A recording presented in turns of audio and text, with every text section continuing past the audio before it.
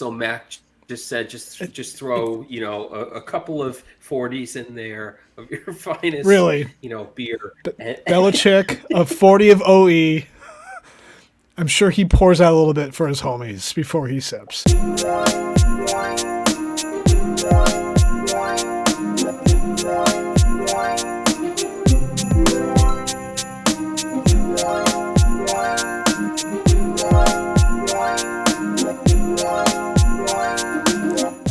Oh yeah, back again. Those Podres podcasts. Major J, Sundance Kid, here to lighten up your lives for a little while. Maybe an hour, a little bit longer. Maybe longer. Let us know in the comments. Lots to talk about this week, Sundance. Patriots defensive victory at Arizona, coming off a crap game against the Bills. We'll talk about it. It was a little bit. We'll talk about it. Celtics coming off a West Coast swing. A bunch to talk about there. Bruins still rolling. We're going to get right back into the Red Sox hot stove talk this week again, just with all the signings around MLB. Last couple of weeks, most of which are not for the Red Sox. Again, we'll get into that in a bit. And in honor of the holidays being right around the corner, we do have a special Celebrity Secret Santa segment, so make sure you stick around for all of it. So, as usual, how you feeling? What you sipping on, my friend? Feeling really good coming off that Patriots victory. This evening, I am sipping on a Weirder from Five Churches. That's a hometown brewery here in New Britain. And this is actually prickly pear, and it is a fruit juice blend. Passion fruit is in there as well. And it is fantastic. I cannot recommend it enough. And it even adds a little bit of color to your life. So, prickly pear. I like. Prickly pear. Well, funny thing, because since you asked, yes, I am also sipping on a Five Churches cranberry and vanilla Weirder. Camera's right here. Hello. Amazing. From hard hitting New Britain, Five Churches Brewing. Oh, don't worry, we'll edit that out in post. And it's delicious and cut. Moving on. All right. They're probably not going to like us tagging on that. Sorry, guys. All right. Let's dive into it. Yeah, absolutely. Very clean. They're going to make sure they never promote us anywhere. So much for that remote in the future. Let's get into a little rundown. All right, so let's start off. I mean, let's get into it, Pats. Right, you wanted to get into it a minute ago. Let's just dive in. We don't even need to touch on. We don't have to touch on the Bills game. Lost at home a couple weeks ago, 24-10. Yep. Nothing was working. Understandable. It's the Bills. Not going to put too much on that. But one item of note coming out of that game, which carried over into the Arizona game we'll talk about, is Mac Jones' frustration with the offensive play calling. And that frustration coming out verbally and through actions. Some people might have seen it as a tantrum.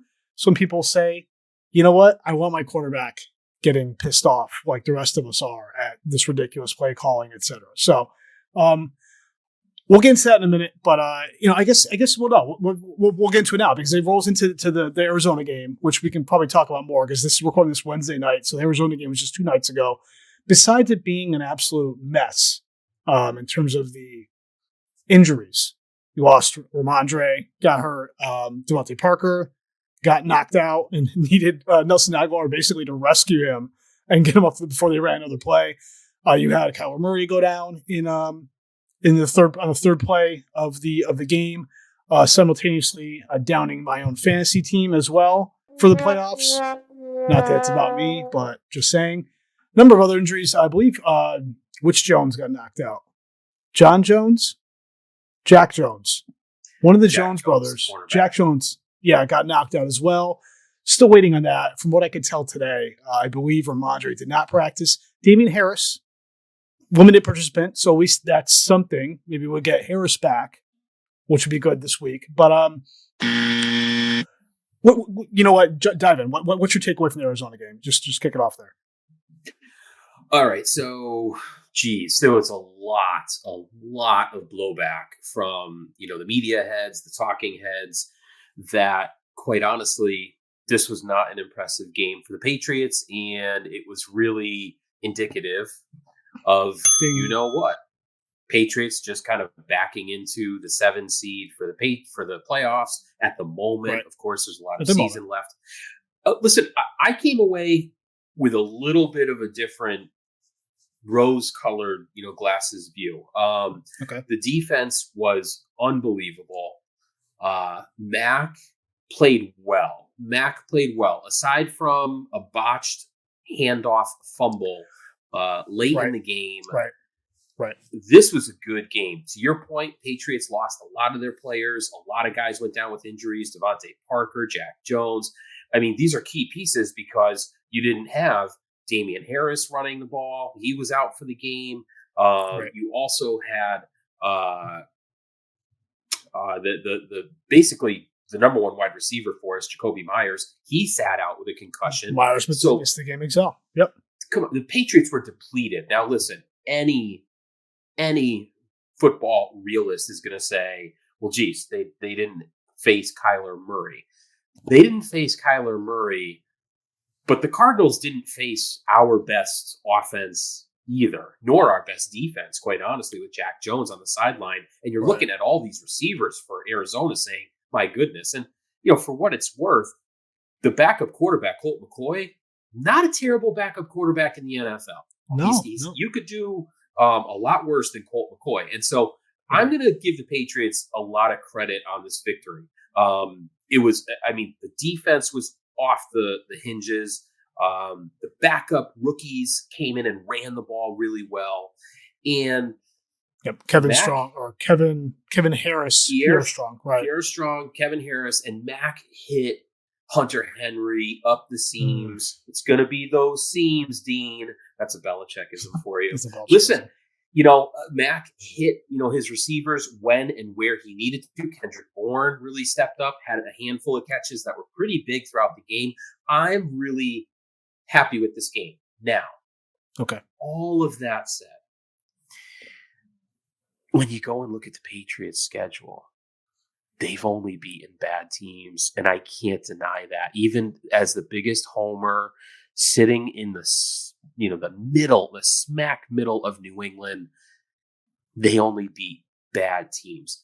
That's I'm looking at this really now, and you're correct. The issue with the Patriots right now. It's the funny thing is looking at the schedule looking at their wins, their best win right now, granted, it's in hindsight, based on where we are now, their best win actually looks like a Week 5 win over Detroit, 29-0, given how Detroit's playing now. Yep. But that's when Detroit was not playing so well. But I'm just saying, benefit of hindsight. But agreed, how many times have we said this on the show? The old modicum of you can only play the schedule that's in front of you. You got to beat the teams you're supposed to beat. Those typical mantras, but it's true. That's part of being a even semi good team is you win the games you're supposed to win. And you figure out the tougher games, 50, whatever. You still need to win the games you're supposed to win. So here's the thing, right? Sorry to cut you off, but we have to make a slight left-hand turn here and at least address this issue, right? And I'm not going to talk about Mac Jones getting ticked off at Matt Patricia and dropping F-bombs. Right. I like seeing that. We need more of that. I'm sorry, but Patricia I'm with you on that 100%. And Mac is well within his right to be looking at this season, year 2, and his regression and saying, this isn't on me. I'm better than this. And this is on you. And not only is he looking at Patricia, but I think he also turns his gaze and his ire on Belichick. Absolutely. So I want to ask you this. I agree. I want to ask you this. If we're going to go off of what the Patriots have been so far, right? I mean, as Parcells said, you are what your record says you are. Right. The Patriots get this win against the Raiders. They're 8-6. I think they're going to tumble right down the finish line. I think they're going to lose to Cincinnati. They're going to lose to Miami. They're going to lose to Buffalo. I think they're going to finish 8-9. And I'm going to ask you this now. Ballpark me the chances that Kraft looks at Belichick and says, Bill, I've had enough. I think it's time for a change. Missed the playoffs, 8-9 record. Going off of everything Kraft has said in the past 2 to 3 years, ballpark those chances. What's the percentage? So, had you asked me this, say 4 days ago, which you did, um, I would have said, I think I said it was higher than I'm going to say now. The only reason I'm scaling back to maybe slightly under 50-50, only because in the last day or two, beat writers, etc., speculating that it might be a certain, as long as Bill is willing to cop to it and give up, take some onus, some accountability, and give up some of this nonsense hubris about with his coaching staff and say, you're right, we need to make some changes around all of me on this coaching staff and do things a little differently. I'd say maybe it saves him another season. If he promises to Bobby that he's going to do things differently for next year, I think there's going to take some convincing there. And I still think Bobby, I can tell you that's not going to be a good probably start. not. Probably not the good start. Listen, okay. Bobby. Okay, listen. So you're kind of talking about that really safe play, middle ground. Everyone's happy, kind of, right? Where Kraft goes to Belichick after the season and says, "Hey, listen, Bill, I'm willing to stick with you here, but we're not going to do this defensive coordinator calling the offensive plays anymore. Right. I want you to bring in somebody, with a real offensive resume." Let's say Kraft woke up on the wrong side of the bed on January 15th. Probably happens a lot of his age. Yeah. That's a factor here is his age, is Kraft's age. I mean, like anything else, absolutely. Come on. He's got to be looking at this in the sense of a window. And so let me ask you this. He fires Belichick. Who are the top 3 guys you're going to look at trying to bring in here to coach the Patriots? Who are your top 3 candidates there? Well, Sean Payton's got to be in the top 3.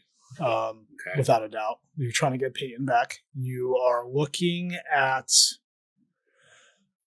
he's probably going to look at Bill O'Brien, knowing O'Brien's status at Bama, and his history with the team and knowing the organization, etc. I think it'd be more likely if Brady was still here. But number 3, I mean, it would be ballsy, but if he did try to get Flores back, so I would actually flip those. Flores would be my number 1 choice. Well, those aren't in any particular order. I'm just trying to find 3 names. Okay. I don't know. Say that I'm not putting them in order per se, but those are the 3 names I'm trying to come up with in general. If you want me to order them, I would say number 1. I think number 1 would be Peyton, 2 Flores, 3 O'Brien. Okay, with the idea that try to bring O'Brien as an OC, but that's a whole other situation. So Flores is my number 1 call. Peyton is not part of this discussion for me, but I'll tell you why. You may not have seen this. Okay. Peyton is eyeing jobs on the West Coast. He's looking at the Rams. He's looking you know what? I didn't read it, but yeah. Yep, he's looking at the Rams, and he's looking at another California team, which surprised me because usually to hear that stuff speculated on so definitively, like coming from sources Sean has said, that's got to rub you the wrong way if you're currently coaching one of those teams. And I can't think of the other one. It wasn't the Chargers. It might have been the Raiders. Chargers, Raiders, Rams, Niners. Yep. So Niners would be weird because Shanahan firmly implanted Shanahan's entrenched there. Here's an interesting candidate.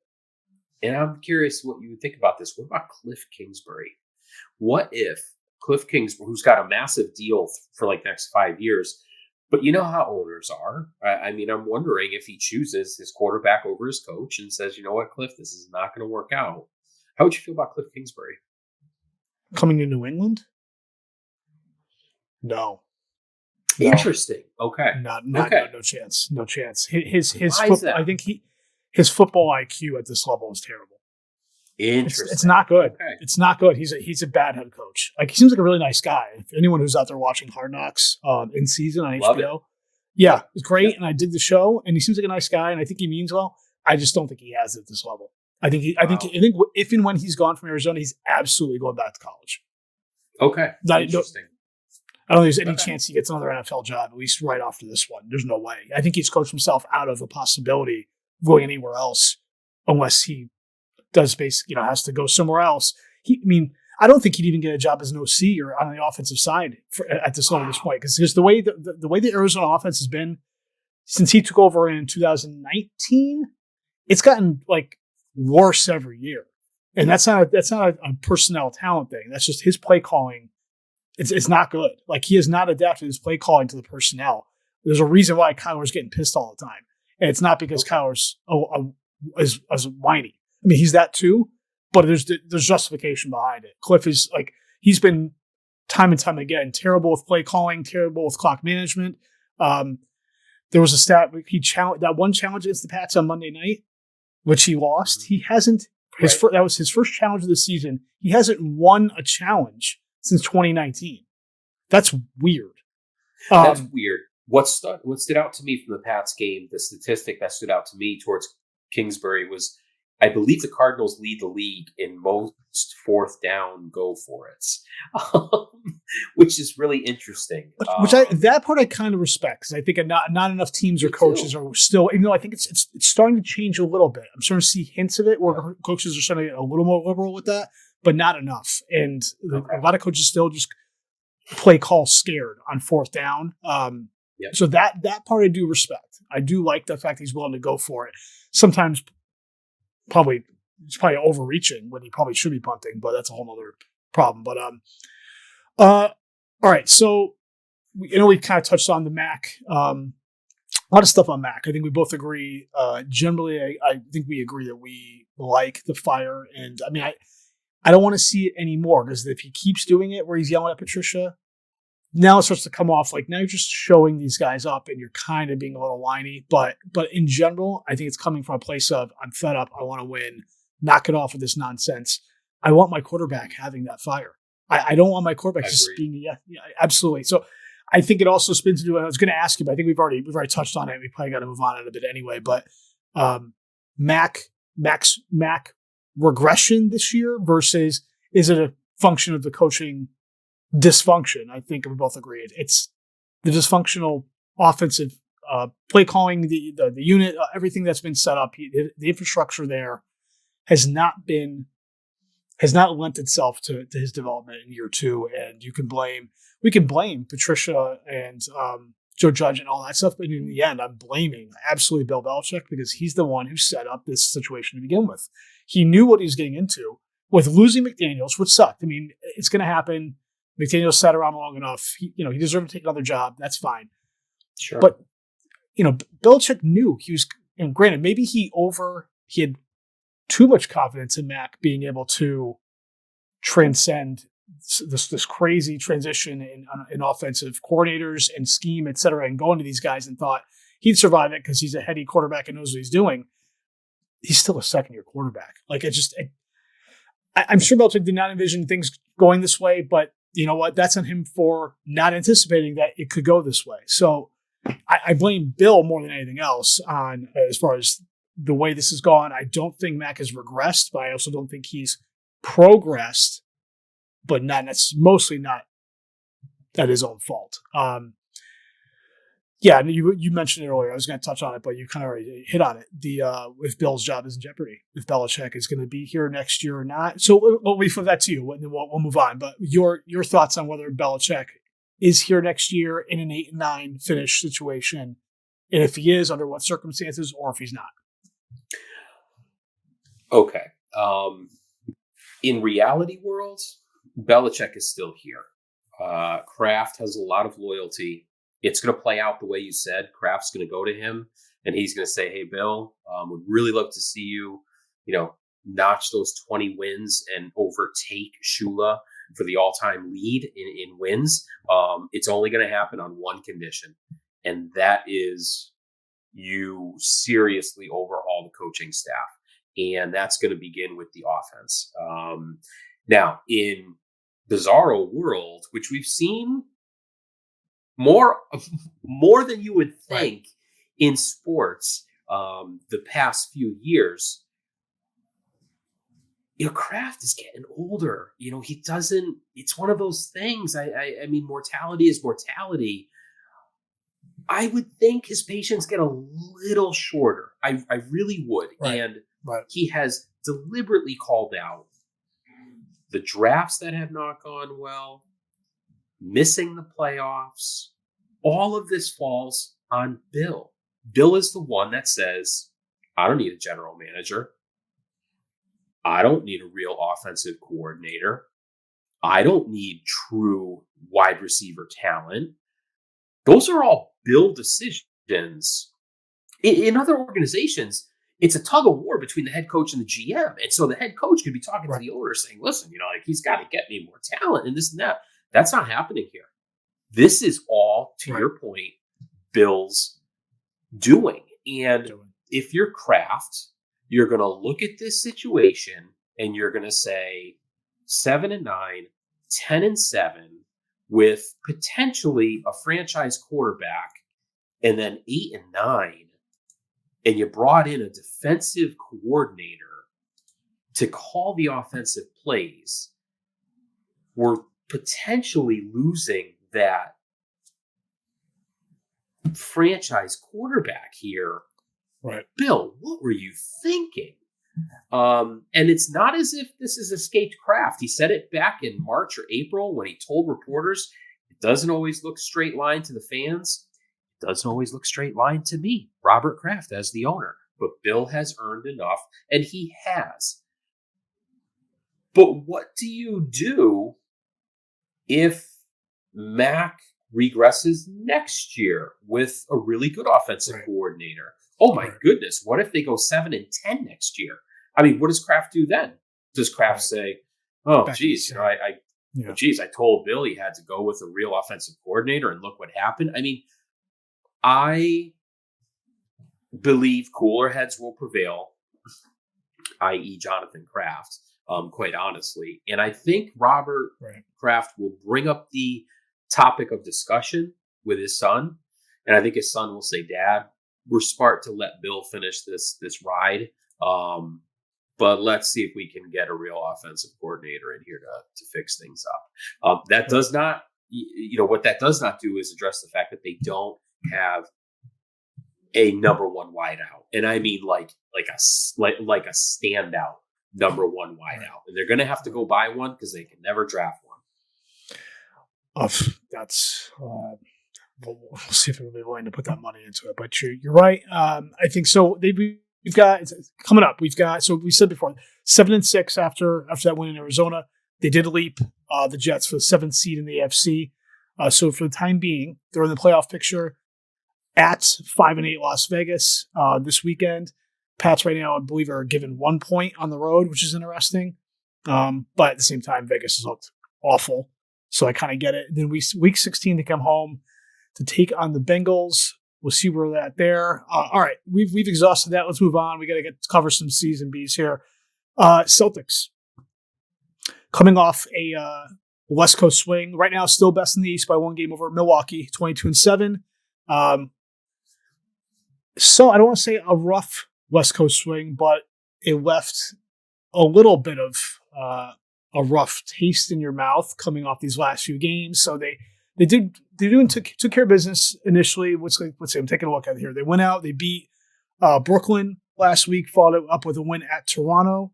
Then they took care of business against Phoenix. Phoenix, that's right. They absolutely slam dunked. They dunked on Phoenix in Phoenix.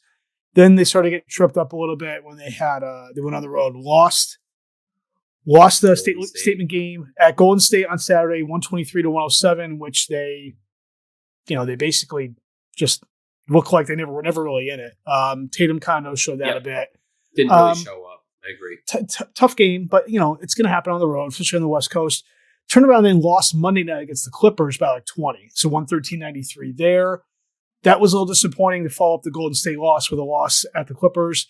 And then last night, Tuesday night, at the Lakers, ended up winning that game after blowing a 20-point lead in the third quarter. The Lakers went on a 45-12 run from the middle of the third to the middle of the fourth. Ended up going down 10 and squashing that 10-point deficit late in the fourth to tie the game, send it to overtime, take over there, win in OT. So in the end, a good win. Anytime you see the team blow a 20-point lead in the third, it again leaves a bit of a sour taste in your mouth, but I'm going to try to look at this more in the glass half full, that the team persevered, came back, and still won that game instead of rolling over. So they ended up finishing that road trip 4-2, back home on Friday against Orlando to start a 7-game home swing there. Just the team overall, team's still good. Like I said, still first in the East. Any thoughts you want to throw out as far as the Seas go? Yeah, I don't have any I don't have any problem with them dropping a couple of West Coast games in December. Yeah, I mean, they're bound to come back down to earth a little bit. I was actually encouraged that they beat the Lakers. They could have easily lost that game. So I'm good with the Celtics. They're still flying really high. They have a huge homestand coming up through the holidays. So I'm really good with the Celtics. And Robert Williams is on the verge of returning. Health is pretty good. Coaching is great. And Robert Williams is on the horizon. I got nothing there. I mean, keep going. Celtics are very impressive. That's right. And Missoula looks like he's got to be a coach of the year. And granted, it's still early, but got to be a coach of the year candidate, if not the front runner at this point, given the way this team's performing. But yep, like I said, seven game homestand starting Friday night against Orlando. Then they have Orlando again on Sunday. Another one of those weird back-to-back at homes gets the same team situation. Indiana, Minnesota, Milwaukee, Houston, Clippers. Maybe get a kind of revenge game there. So we'll see where they end the year, the calendar year on that note. So Bruins. Again, we don't touch too much on the Bruins here, but it's definitely worth noting because they're still playing lights out. Still first in the East, 47 points, 23-4-1. They're about 4 points ahead in the Eastern Conference over the Devils, the upstart Devils. Here's one stat I found, which I just wanted to point out. Bruins right now, we are 28 games in. They have a plus 49 goal differential, which is great in itself. But the next team down, next closest team is the Devils at plus 33. So they're plus 16 in goal differential over the second best team in the NHL, which I think is insane. But their one note is their home winning streak, which we keep talking about, did end against Vegas last week. They were down 3-0, came back to tie it, lost in shootout. Home winning streak ends at 14 to start the year, still a record. They had gone on the West Coast. They had won 19 straight against Arizona Coyotes. And naturally, of course, of all seasons, the way this team playing as well as they are, go out and eventually actually lose to Arizona the other night, coming up short of hitting their 20th straight W against Arizona, which is actually kind of funny you think about it. But they actually lost in a controversial no icing call towards the end of that game. I was actually watching that live. Extremely frustrating as the puck just crossed the corner of the crease. Icing was waved off, and everyone didn't know what was going on, and they basically came through, caught Swayman off guard, hit the goal, and it's like, okay, well, that sucks. Not the way you want to see it end, but ended up getting revenge on Vegas at home Sunday 3-1. Linus Ullmark still ridiculous. Just gotta mention that he's just standing on his head right now. It's crazy. Bruins coming up have Colorado. No, I'm sorry, they do not have Colorado Saturday and Vegas Monday. No, they I don't have their schedule up, but they're still playing well and they do have games. The season's not over. So one other note, World Cup update. Much as it pains me to talk about it, we were going to mention it because we brought it up last show. United States men's national team, the dream is over. They did lose to Netherlands in the knockout round, 3-1. Yep. Plenty of chances to convert. Couldn't convert in the end. They couldn't make that final play. Kind of same old for this team. Just aren't able to finish on offense. Still a nice showing. You would like to see them go one round deeper, but Netherlands is like number 8 in the world, powerhouse team. What can you do? World Cup finals Sunday morning at 10 a.m. Argentina taking on defending champion France. If you're not into soccer or just mildly into soccer, casual fan, this is going to be a fun game. Lionel Messi, last chance going for his first World Cup. So that's going to be a good time. All right. We did it a couple weeks ago. We're going to do it again. Actually, before we do it again, we're going to give everyone the reminder to go ahead and do the usual. You know what to do. Smash the like button if you're watching on YouTube, subscribe, etc. Again, you know what to do. Just reminding you, if you're listening to us in audio, rate and review. 2023 is our year to get over 100 subscribers. Every one of them helps. It's a New England takeover. Be part of the ride. Blah, blah, blah. You've heard it before. Let's get into some Red Sox hot stove talk again, because their activity or lack thereof warrants another expanded conversation. All right, so we could start in any number of places at this point. Do we want to start with the good? Do we want to start with who they have signed? Who have the Red Sox brought into the fold? Let's start there. We'll start with that and then work our way out. They shorted the bullpen. Joey Rodriguez was signed away from the Yankees, who had acquired him from Texas, I believe, last year. Brought in Chris Martin on a 2-year deal, I believe, who is a very strong back end of the pen arm. And did bring in an attempt, and I give him credit for trying, because anything is better than Hansel Robles, Gretel Robles, as we refer to him. Kenley Jansen on a 2-year, $32 million deal. Did start to show signs of wearing down at the end of last season. I think that's a conditioning problem, but who am I to know? I don't throw a baseball. It's still better than what they've had back there. Bullpen is better, so no doubts about that in my mind. Only other signing of note is I can't remember his first name anymore. Yoshida at 5 years, $90 million plus the $15 million posting fee. So you're basically in for over $100 million on a import Japanese outfielder who's never played an out here in the States and is not exactly a power bat, right? So Masataka Yoshida. Learn it, know it, folks. You're going to be buying his jerseys before you get into the month of May. There's no doubt. That's actually what this was. This was a marketing signing. They're going to get right around when he's probably retail sales going to stop hitting. Yeah, I mean, go ahead. Take you know what? Take it from there, because you had a prediction offline about the first part of Yoshida's first season on this team. Let's hear it. Okay, Yoshida. The guy is 5'8", 170 pounds, soaking wet. He's a great bat to ball hitter. That's fantastic. Does he hit the ball out of the park with his baseball bat? Does he have those skills? Because he's coming in as a corner outfielder. This guy's coming in as a corner outfielder. He's going to probably play left. Typically field. A power position, right? Typically a power position. You like to have some power. Yeah. This guy is going to be hitting, I guarantee it, through mid-June. He's going to be hitting 330. He is going to attack the league. They're not really going to know much about him, not know how to pitch him. He's going to have great bat-to-ball skills. That's fantastic. He's going to hit 3 home runs, 3.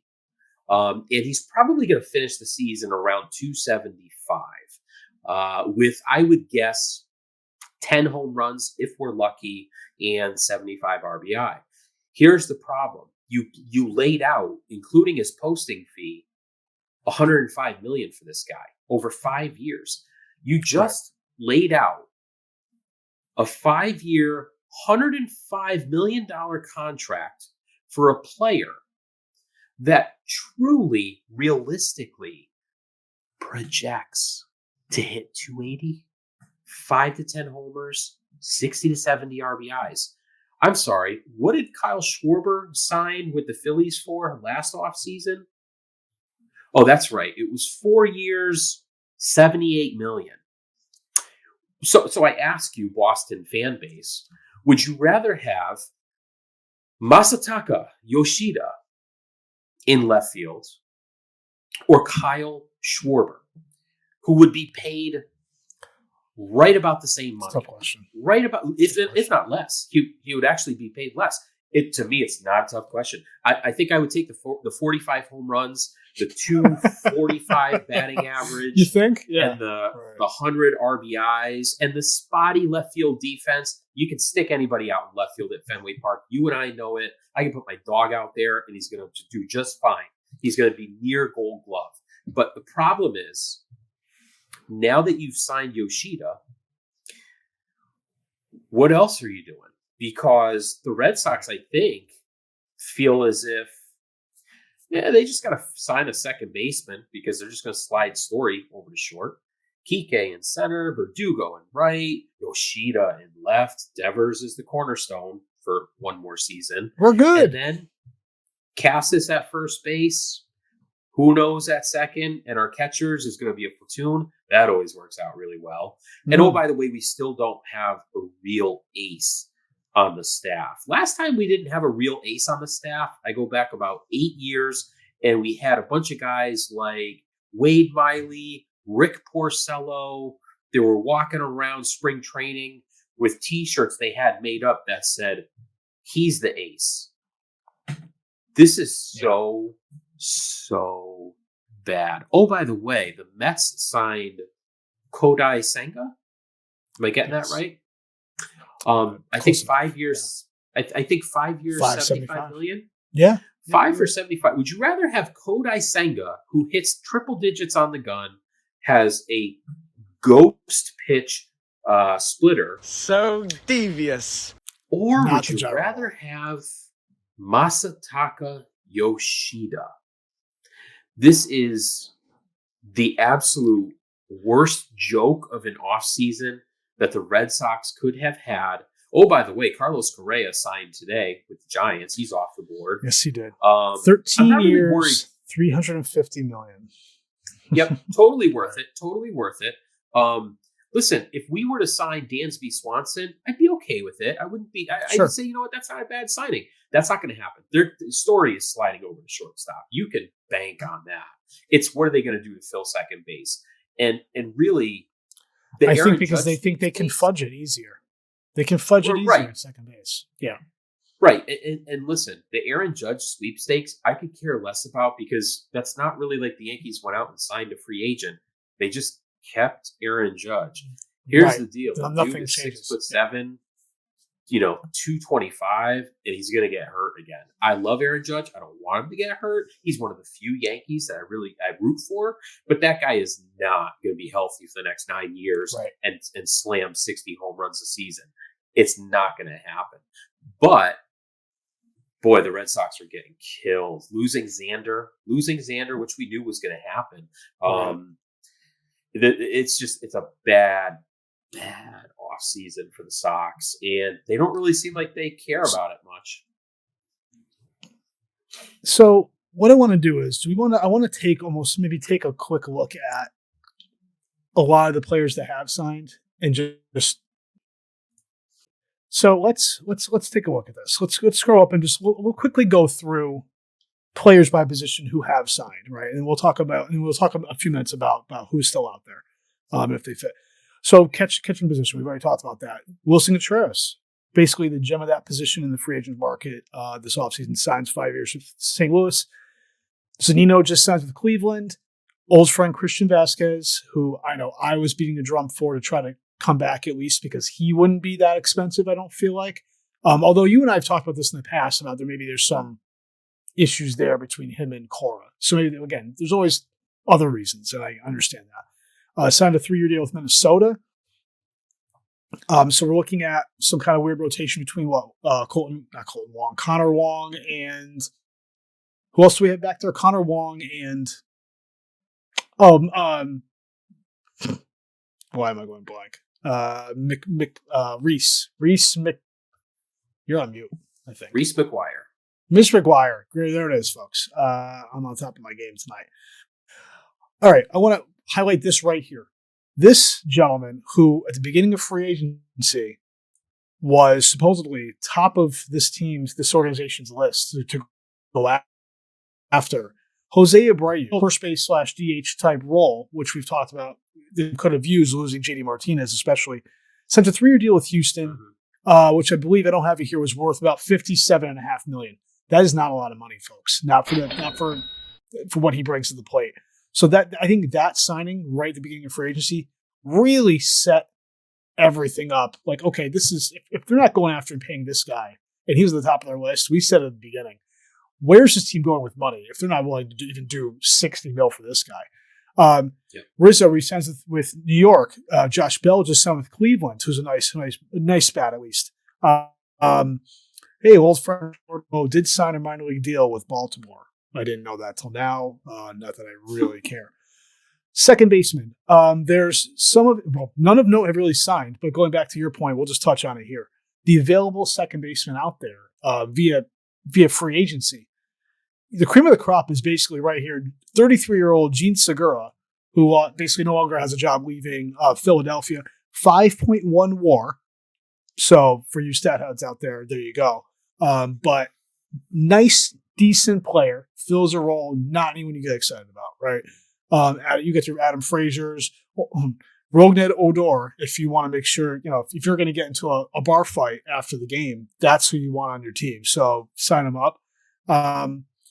Shortstops, Trey Turner, 11 years to Philly. Correa, like we just said, 13 years to San Francisco. Xander, we didn't really get into Xander, but Xander, 11 years, $280 million to San Diego. We don't need to get too deep into it because we talked about it last show, but with that deal, yeah, the Sox shouldn't have matched it, and I'm fine with that. But again, that could have been alleviated with a decent deal back in the spring, but they've got a farm system, etc. It sucks he's gone. Leadership in the team is gone, but he is 30 years old. So there's that. Dansby Swanson, best available at this point easily as the shortstop position if you want to go that route. Then you've got fillers who you could easily see them having to fall back on, and then if they have to put Story at second base. And to your point, I do think the plan right now, like if nothing were to happen, like if the season started today, we'll say, I agree. It's Story at short, Kike probably in center, and figure out second base. I do think, depending on what is made available, if something came about with Swanson at something that was palatable to them, Waka Waka, they'd keep Story at second. But I think it's whatever happens in middle infield. I think Story's on a yo-yo right now, honestly, depending on what happens with another signing. But look, Marwin Gonzalez, old friend, is also a free agent. Third base, nobody really of note worth talking about in that regard because we met everybody. In the outfield, not so much. Old friend Andrew Benintendi is available. I don't know how you feel about bringing him back. I don't know. I don't know if there's a place for him at this point other than I feel like he earned himself a starting job after last season, and he wouldn't be a starter if we signed him. Center field. This is where things got a little crazy. I believe it was right after the Yoshida deal, Brendan Nimmo the next day, I believe, re-signs with the Mets. 8 years, and I don't have the money, although no, I do have the money. It was 8. Oh, was it 225? Like 2. It was something along those lines. I thought I had it here, and I don't. But it was something ridiculous. Oh no, I think it was like 240, something stupid. 220, yeah. Sure. So, Actually, you know what? Hold on, we have it here. Brendan Nimmo, 8-year deal without the money. Great. Anyway, so he signs for ridiculous money. Cody Bellinger signed a 1-year prove-it deal with the Cubs, which is interesting, but he's been so hurt. I kind of get that. Right fielders, Aaron Judge, we said, went to the Yankees. Another guy who I really thought had a really good shot at coming to Boston was Mitch Haniger. Was part of this crazy contingent of signings by the Giants lately, going to the Giants on a 3-year deal. Just want to say the Giants, this is another thing that should get people up in arms, or fans of the Sox up in arms, is the Giants maybe are not a traditionally high-spending team, right? They're kind of like the quiet, big-market team. This is a team that makes pretty good money, at times is willing to spend it, not necessarily every year, but in strategic cycles, right? They've gone into this offseason pretty much being out there that they're going to spend money to shore up their team after basically barely finishing 500 last season, made a play on Judge, missed out, turn around, they signed Mitch Haniger, they brought in Correa on that massive deal, brought in 2 pitchers in the last couple of days, Ross Stripling and Sean Manaea. Manaea is a guy I was really hoping the Sox would take a look at as a lefty. Bronson, I think they're going to move Brandon with that Correa deal. They're actually going to move, and I mentioned this. This is the reason I didn't think they would necessarily be a player in Correa. Turns out I was wrong, because they have Brandon Crawford, who's essentially a Gold Glove shortstop. They're moving him to third base. Touche. Good for you. Because they just don't give a shit. They just want a good player, which they got, and they spent the money for it. DHs, which we mentioned a little bit before, which we could stand to use. JD Martinez is available. Michael Brantley, Matt Carpenter, somebody we've speculated on, which I still could see being a possibility, is friend of the from the division, the Baltimore Orioles, Trey Mancini, who went out and got a ring with Houston last year, is available. Also, guys like Nelson Cruz. I could see Nelson Cruz being the Andre Dawson signing. Like, bring in the old vet. Hope there's still some power left in that bat. Although I'm pretty sure Andre Dawson Hawk was like falling apart when they brought him in back in like 1997. Oh, he could barely still walk. Yeah, it was not good. But hey, good for him on getting one last payday. So I mean, that's really it. I mean, in terms of, I'm trying to look at like what your best free agents are. Some guys we didn't mention. Correa signed. So Rodon is still out there. Carlos Rodon is basically the cream of the crop with the pitching far and away, right? And I think he's potentially off the board going back to San Francisco after all these signings they just made. You've got Rodon, you've got Swanson, we've got Eovaldi still out there, Benintendi's out there. Someone you mentioned a show or two ago that is available is Michael Conforto. So that's another guy I could see them, if he lingers out there, getting that injury discount because of his chronic shoulder issues. I believe he missed all of last year with shoulder surgery. All right. Again, I know we want to move on, but also you brought it up. I want to hit it real quick, real fast. Scale 1 to 10. Odds on Devers signing an extension and being here past next season. 25%. 25%. Okay. It's probably lower. He just watched Xander walk away and get paid. Devers is already much more than that. And Devers has already made a little bit of decent money through his arbitration deals. Right. Well, really, I mean, if you're, I don't know about you, but if you made $15 million last year, you could probably stop playing baseball right now and still live a really nice life. And so my point is, now it truly is house money. I mean, why would you extend anything with the Red Sox? They haven't shown a commitment to winning. They let your good buddy and best friend walk away. There's no reason to stay. There's no reason to stay if you're Devers. If you're Devers, politely, Chaim, we'll talk after the season. Appreciate, the you crazy. The 6 year. The 6 for 125. How does that hit you? What do you think about that type of offer? You joking? That's what the Red Sox are going to do. Like, come on, he's gone. He's gone. I hate that you're probably right. All right, let's wrap it up. We're running a little long here, so Sox talk. We'll get into this again in a couple weeks as we get ready to turn the calendar to 2023. See if they've done anything of note between now and then. We wondered that after the last show, and guess what? They really didn't. So who's to say anything's going to change? All right, that's enough of the Sox. It is actually exhausting to talk about them right now. I'm sure a lot of people would agree. Let's have some fun. Let's have a little fun. Slow it down. Get off this nonsense and get into some other nonsense. We're going to go ahead and, again, Christmas right around the corner. We want to have a little fun with it. We decided to come up with a fun little segment that we basically call Celebrity Secret Santa. And so that's actually, before we even get into it, I just want to point out, thinking about it now, that this probably didn't even need to be a Secret Santa. It really just be two people exchanging gifts normally, because that's what they do on Christmas.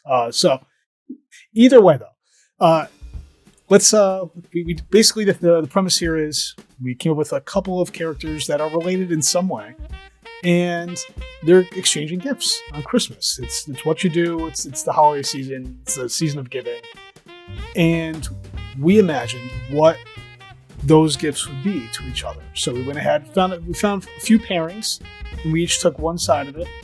And all right, let's just get into it. First pairing, right? I believe is Bill Belichick and Mac Jones. They're at practice. They're at practice right around the holiday, and Bill brings Mac into his office, and in his very monotone, whatever tone, just basically, Mac, so I got something, and Mac says, "Oh, thanks, Coach. I appreciate that. I got something too." So he runs to his locker, he gets it, brings it back to the office, and they exchange these gifts. So we'll start off. You actually had, so your side of this, you had Mac Jones' gift for Belichick, correct? Yes. So you can start. What did Mac Jones bestow upon Bill Belichick this holiday season? So I actually had Mac so unprepared for gifting. By Mac, do you mean you? Coach Belichick. He's no.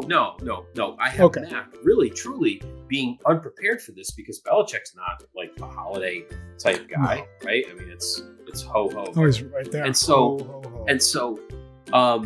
I actually we covered this in Thanksgiving as well. It's not having it. Just it's got a game. So go ahead. I had Mac phone in a Drizzly order for Belichick. So Belichick moves on from pimping out Subway to now is moved on to. Can you imagine Bill Belichick at the Ding Dong Drizzly and you just hand him the bag of booze and he just kind of looks at us, what the hell is this? So Mac sends a Drizzly order to Bill. What's in the Drizzly order? Did we get that far? What does Bill drink? Does Mac know what Bill drinks? We don't. So Mac just said just throw a couple of 40s in there of your finest beer. Belichick, a 40 of OE. I'm sure he pours out a little bit for his homies before he sips. All the lost ones. All of his coaches that moved on. And so that's what I had Mac gift. Okay. To Bill. Cool. My gift, definitely not booze. So Mac, Bill, once he gets this, I mean, I'm sure he's elated. This one actually makes sense. So I would picture this. The backdrop is National Lampoon's Christmas Vacation. Everyone's seen it. Remember when Cousin Eddie saw that Clark got screwed on his Christmas bonus, couldn't get the pool done, and goes out and he kidnaps Clark's boss. Owner of the company, yeah. The owner of the company brings him back. So something similar to that, Bill goes and does that and has Bill O'Brien taped up, thrown into the trunk, and brought to Mac Jones as a Christmas offering to say, hey, I got you a real offensive coordinator. Will you stop screaming at us on the sideline? Please. The last couple of games, I'm getting old. I can't take it anymore. At this point, Nick Saban doesn't have a use for Bill O'Brien anymore anyway, since they've been shut out of the college football playoff, and he doesn't care. So he's like, the hell out of here. So it kind of works out. So Bill O'Brien is essentially... McDaniels. If this is the approach, and I love it, it really works, for me with this setup here. I just fly out to the West Coast. I grab McDaniels, duct tape around the mouth, bag over his head, and onto the jet we go.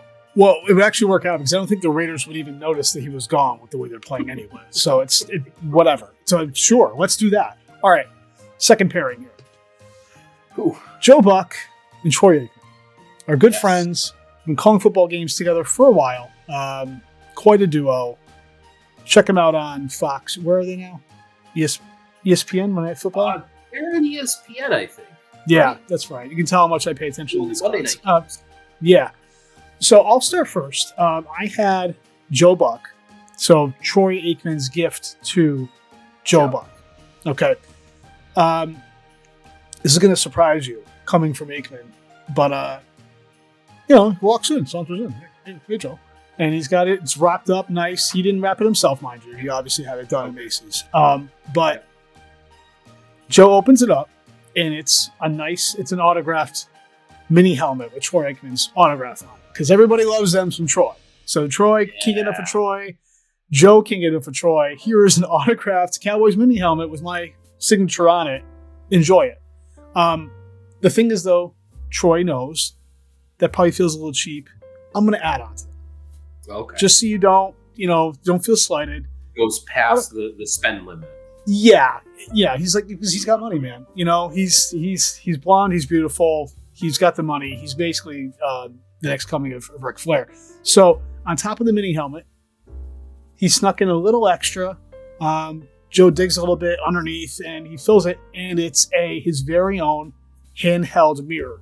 Because as much as Troy likes him some Troy, he knows Joe loves himself some Joe Buck as well. Because I doubt there's anyone else in Hollywood who behind the scenes cares more about what they look like on TV than Joe Buck. So, autographed Troy Aikman mini helmet with a handheld mirror in case Joe ever needs it during commercial break. What do you got for Troy Aikman coming from Joe Buck?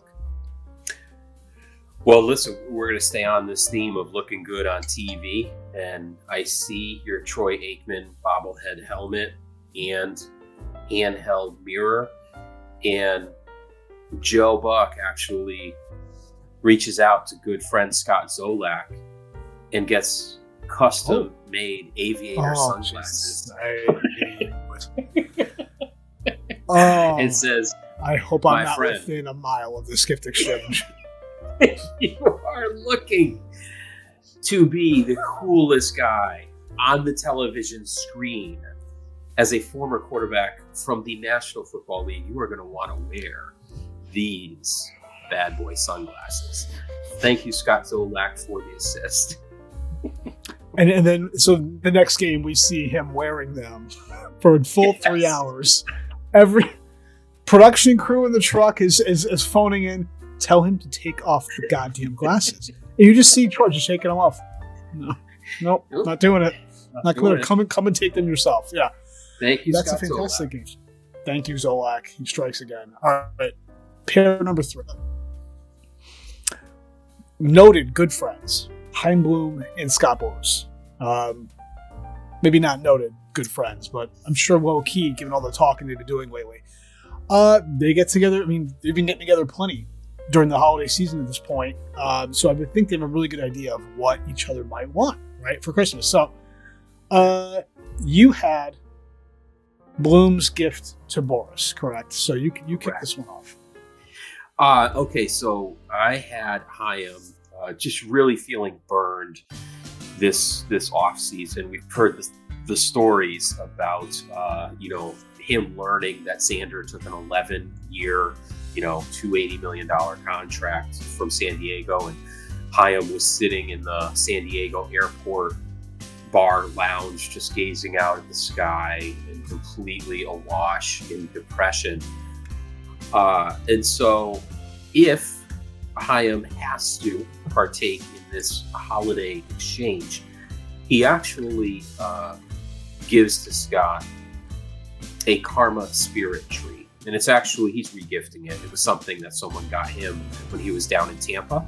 I don't know if you've seen these. They're advertised on Facebook. They're very bright. You put them, in your, you can put them in your living room. You can put it in your kitchen on the counter. It can even go in the bathroom. But it's everyone needs a karma in the bathroom. So yeah. It's a karma spirit tree, and it's actually a regifted gift. I'm wondering if it's supposed to be like a reverse jinx type of deal. But that's interesting. I'm sure that lights up Boris's life. Okay. So my gift is going to be a little more direct. No hidden meaning behind this one. Well, maybe. So Boris, in good faith, just goes to Chaim and says, "Hey, the way things have been going lately, I think you could use this. It's a very small package." Bloom's just like, what could you possibly fit in this tiny box? So we open it up, opens it up, and it turns out it's just Bloom's very own change purse. To which Boris says, "There's a purse to hold all the change you've been carrying to try to buy all my clients with for the last 2 months. No hint there. You're never going to get anywhere the way you're spending. Put it all in there and go on your merry way." So that's basically that's right. So change purse for Chaim Bloom to keep all of his spending money in when he goes out shopping for free agents. All right, pair number 4. old friends, frenemies, Kevin Durant and Kyrie Irving. Notorious, more so Irving in Boston. Teammates in the Brooklyn Nets, I'm sure they dap it up all the time. There's been no animosity there whatsoever with Kyrie's misgivings and lack of playing time, etc. from the last basically 2 years together. What could they possibly get each other for Christmas, right? So I had Kevin Durant's gift from Kyrie. So Kyrie's gifting Durant, right? Yep. Tough one. What do you get the guy that's got everything? Just like all these NBA players, right? So It's tough. So we're going to go back. I'm going to give a very quick backdrop to be able to kind of liken this. Pulp Fiction. Cult classic Pulp Fiction, Tarantino's big breakout movie. Big floating theme idea, whatever, through that movie was multiple characters chasing that briefcase, right? That like you've got one moment where they open it up and just had that glow. What is it? I don't know. I don't know if it was ever even confirmed what that was. Maybe somebody saw. I don't know. It doesn't matter. Right. But a lot going on there, right? So something like that. So Kyrie gives Durant basically a briefcase wrapped up, and Durant's just like, "Oh, what's this?" And he just, in his very nondescript facial expression, opens it up. Oh, Kyrie says, "What's up, man? I got you a personality." So Kyrie gifted Kevin Durant a personality because this man doesn't laugh. He doesn't even smile. This guy has no personality, nothing whatsoever. The dude wouldn't laugh if Dave Chappelle showed up at his house for a birthday party and performs. The guy just doesn't care. He doesn't care about you. He doesn't care about anything. He could win a title. He'll just stand there with the trophy. Like it's unbelievable. Yep. Somebody make this guy look human. Like it's unreal. So Kyrie gifts, and it was expensive, by the way, but Kyrie can afford it even when he's docked pay for missing games. So, personality. What did Durant get Kyrie? Same thing. I mean, what do you get the person who's got a gazillion dollars already? But I had Durant being thoughtful here and gifting Kyrie a brand new VR headset that he could wear anywhere outside of the arena, so that he could create his own alternate reality, so he can actually partake. He can live out his dreams that he keeps living. Yeah. Oh God, that's good. He could get some really good use out of that. Hey, Kerry, you ever try put this over your face? It changes your perspective entirely. Yeah, no, it's good. All right, I'm sure he appreciates that. All right, final pairing for this segment. And I think this is going to be a good one. Old friend Tom Brady and soon to be maybe ex-wife Gisele Bündchen, right?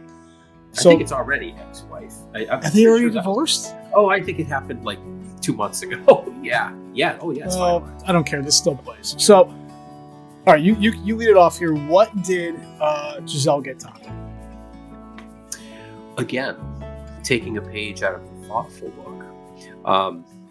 Gisele goes out and hires a fantastic artiste to craft a 12 by 12 foot neo new age bright pastel framed painting of Antonio Brown, and gives the most passive aggressive Christmas gift in the history of human life. Okay. It presents that to Tom and says, "Merry Christmas." I want to see have that. an effing Happy New Year. It's like the oil painting of Vince Vaughn's character in Wedding Crashers that was painted, and it's right. Yeah, sex and violence. Interesting. So my guess is not going to be quite like that. So I'd imagine at this point, even if the divorce is final, which I want to look up, you may be right. I'm still thinking, despite that Tom's out there dating supermodels now, right? I think he's still hurting from everything that's gone on the last year between on and off the field, right? I think if he had a chance, might do things a little differently. Probably wants Gisele and his family back. So I think he makes kind of a last-ditch effort during the holiday season, kind of plays on the emotions of the season. And he gets Giselle basically offers sort of a peace offering to start and says, hey, I got this for you. This is really for us, though. And she opens it up, and it's a Bill Belichick voodoo doll. And he basically says this is something they can bond over and try to reconnect while they torture the man that kind of started it all, that Tom has spent so many years with, that's really come between the two of them and started, the breaking apart of things years and years ago. And he says, we can do this together. And reform that bond. And he even says, Giselle, you even have the first pin. You can put it wherever you want. Let's do this. So that's his way of saying, can we give this one more shot? So Bill Belichick. Interesting. Okay. Yeah. I like Giselle's gift better, but the voodoo doll would certainly. No, I like the oil painting. We could maybe they trade. I don't know. I kind of like the oil painting of Antonio Brown. Actually, I think I'd actually like to see if we could find that somewhere on the internet. I'd like to find a picture of that maybe and blow it up. I'll have to do that during editing. All right, that wraps up our celebrity secret Santa for the holiday season. Let's get into some 3 and out and get out of here. Sundance. I'm going to kick it off. Actually, I got one right off the bat. I want to talk about 3 and out. Yeah. One thing, and this is really could be applied to any time during the year, really, but especially during the holiday season. What I'd love for Christmas is a national, federal, whatever, maximum age limit for a driver's license. So after any given age, you need to retake it or you can't drive, period, and get these people off the road, causing accidents, going 20 miles an hour. I've got places to be, shopping to do. I'm late. Get them off the road for any number of reasons. You instill a national maximum age for a driver's license. I understand they want to still maintain their freedoms and their golden years. We'll get you a bus pass. We'll teach you how to use Uber. Get off the road. Sundance, second down. All right, my second down. Listen, I'm really sorry if I'm a broken record here, but UMass 8-2. They're off to listen. Like they're. I knew you were going to take that approach. Here's the deal. This is the best start they've had in like 10 years, and I know they're not exactly whooping up on the Dukes and Kentuckys. That's you can keep that opinion to yourself. But down here in Husky Yukon country where I live, it's all I hear about. And the Huskies are on the men's and the women's side, both blowing the doors off. It's nice to keep tabs on the Minutemen up north. And I don't think that this is a hot start that is going to fade. I am going to plug Frank Martin and the troops right now. Frank Martin's a good coach. I think that he is going to keep them on task, and so keep your eye on UMass Minutemen. So everyone out there, keep an eye on the UMass Minutemen. Not ranked yet, but moving up in the world. Not quite number 5 with the UConn men, but again, let's not compare apples and oranges. All right, UMass, love it. Third down. I don't know if you personally ever watch Good Morning Football on the NFL Network during the week. Sure, I've seen it. Great. I've seen it. Have you seen the segment on, was it this morning? Tuesday mornings, maybe? In which Kyle Brandt grabs a scepter of some kind and starts going crazy for about 3 to 5 minutes, going through highlights, trying to award it's called Angry Runs. And it makes me want to angrily run out of the room because he spends 3 to 4 to 5 minutes. I like Kyle Brandt generally, but he spends the whole time screaming like this. This is where we holler back in a second. We call, Peter, how's he say? Angry runs. He calls it angry runs. It is time for angry runs. The entire time. That's how he's yelling and screaming. And it makes me want to run headfirst into the wall. Get him in that segment off the show. It's obnoxious. I really can't say anything more than that. If anytime you see it come on, please just turn the channel off. It's horrible. Kyle Brandt, get your angry runs off my TV. That's it. That's 3 and out. We're done. Before we go, another reminder, if you're watching this on YouTube, like, subscribe, all that jazz, you know what to do. Audio, Spotify, Apple, Google Podcasts, anywhere you get your podcasts. We're there. Rate, review, etc. You know what to do. We're on social. Number 2, Podres Pod, Instagram, TikTok, Twitter, Facebook, all that stuff. Part of Western Mass, Hertford County, New England, takeover, non-takeover. We don't know. 2023 will really hash that out. We're still weighing our options. We're still going to fill it out. One follower at a time, or one less follower at a time. You decide. Back in a couple weeks, we got a New Year's special coming up. Checking in on all the teams again. We're going to see it again, like we said before, to see if the Sox actually sign anyone. Catch up on the C's and B's. Some other fun plans. Make sure you come back, check it out. All right, we're out of here. Dos Padres, Major J, Sundance Kid, Hasta tus sueños. We are out.